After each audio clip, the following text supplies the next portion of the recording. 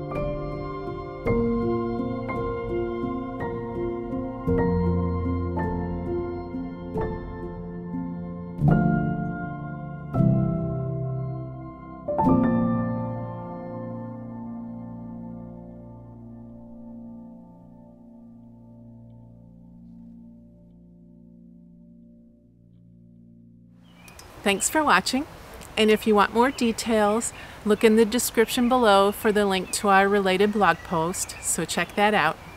And if you haven't already, please subscribe. We'd really appreciate that. Ta-ta for now.